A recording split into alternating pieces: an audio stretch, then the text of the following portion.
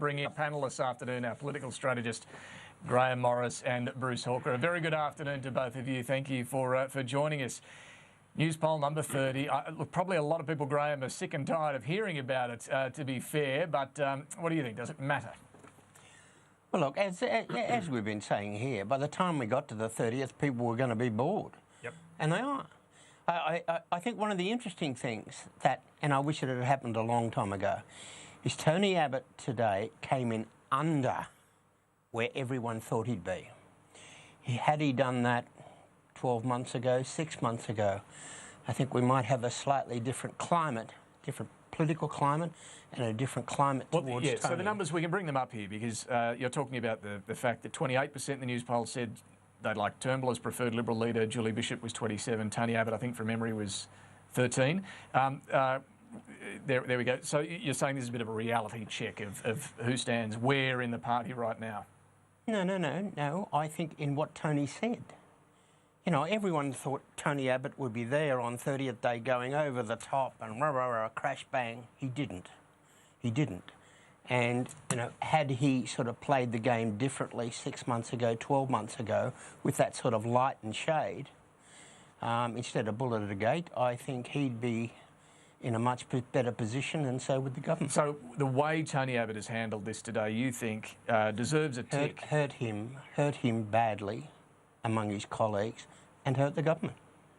With the policy ideas that he's putting forward, is that what you're saying? It's some of the interventions, some of the tone, some of the belligerence. You know, there was just, you know, if you were advising, you'd say, mate, there's a different way of doing it to keep you still in the game. And you know, now he's not. Yeah, look, what have we learnt out of today? We learnt that the government is only 2 points behind.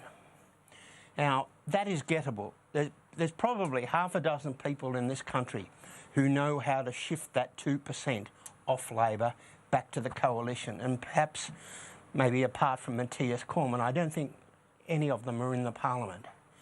You know, there are half a dozen people who have learnt how to shift votes from A to B, and just as importantly, what won't shift voters at all, and they'll just yawn. And you know, we will see. Who are these half a dozen people? They need to get on the phone to them. I'm one of them. We will see over the next 7 months whether or not the government has sort of learnt how to do it. Right. At the moment, it's on a stability, stable, steady as you go course, not a vote-changing course. And between now and, say, certainly now and Christmas, but certainly by polling day, they've got to have learnt how to change votes, switch them. And that's a real specialised I'll come back to how they do that. But Bruce Hawker, I just wanted to ask you, you would have seen the Fairfax poll over the weekend as well. It was, also a 52-48 split, same as the Newspoll today. But it also asked, as some polls do, how would you allocate preferences today? Instead of asking, you know, or looking at how they were allocated at the last election. When they did that, they came out with a 50-50 result. Explain to me, Bruce, your view on which one we should take more seriously. Well, actually, you should take the one where you ask people how they would preference more seriously, because the other one is based on historical... Which is 50-50. Yeah, which is 50-50, which is, I think, the way you should always assess these things. So that suggests that it's tight. I don't feel that it's that close at all. I think it's still in that 48, 52, 47, 53 sort of range. I don't see anything in the electorate at the moment that suggests to me that Turnbull's doing anything particularly well, and his net satisfaction rate is is minus 25. That's getting worse. His preference as Prime Minister at 38%. That's not a good number either. So I don't think anything here really points to a good outcome for the government. And the other factor, I think, in all this that you have to take into consideration is what Grahame was alluding to so dispassionately for an old Liberal Party hack, is that this is a government which is divided. And we know from past experience, including the Gillard-Rudd times, and I was heavily involved in all that, that a house divided will not stand. And Turnbull is still trying to withhold the pressure that's coming on in a more subtle way from people like Abbott and from Dutton to actually destabilise his leadership. That will be an ongoing thing that we'll see in the coming months because the only reason... Well, I don't know if it's fair to say that Peter Dutton's destabilising him. I mean, you know, he's in fact one of his chief lieutenants, I would say, at the moment. Well, I don't buy that. I don't think he is. I think people like Freudenberger are more likely to be good lieutenants to him, not Dutton. I think Dutton is putting himself up as the conservative choice in the event of a spill.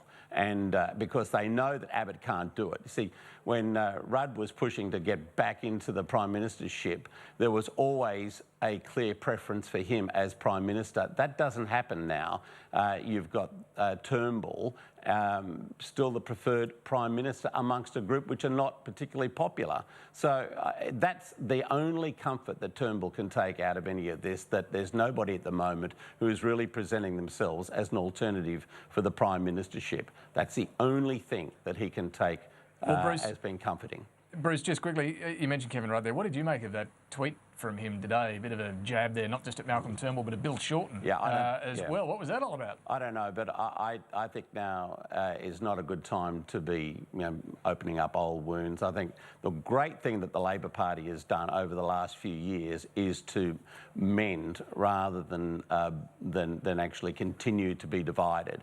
I think they've done that extremely well, and I think it's been noted in the electorate, and I give all of them great credit for having done that, because that was tough after some of the rancour and division that was in the party after Rudd was removed. Coming back, Grahame, to your point about what needs to happen now to get the government back in the game, to get those couple of points back from Labor, I mean, what's the answer? How do they do it? Well, I'll do the government the courtesy of telling them first, but it's not too far away from the hip pocket. You know, and who the target is. You know, I'm not sure the government at the moment is talking to the, out there in the big wide world, to the real target. And to me, it's a young family and the grandparents in a place like Camden. And that's the target. It's not the right wing of the party, it's not the left wing of the party, it's not anything. It's those people. And that's all about hip pocket, and it's all about contrast. It's not jobs and growth, because Shorten can say jobs and growth. That's just, yes, the electorate says, well, so you should, good on you. But it's the contrast. And Shorten, I think, has put out there 5 or 6 things that are going to hurt him if the coalition can campaign properly and sort of get a bit of clear air and forget about Twitter and that sort of crap. Get out there on the proper media and talk to mum and dads. Yeah, and we see Malcolm Turnbull, there he is on 2GB right now. He's, been doing a little bit more, I think, over the last few days. Is that, in a media strategy, something, Grahame, he needs to do? Get out there and do a lot more interviews? Well, yeah, and we've seen today, on last week on Friday on Twitter, some netty nobody says, oh, it's going to be Monday, Julie Bishop and Dutton, everyone's coming to Canberra. And even newsreaders who have meant to have a few brains are retweeting this sort of drivel. And you think, oh, fellas, where's your credibility?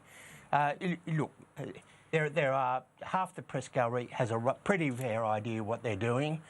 Some of these other people that tweet think they know are just talking through their posteriors. On that note, we'll have to wrap it up. Thank you both. We'll catch up next week, Grahame Morris.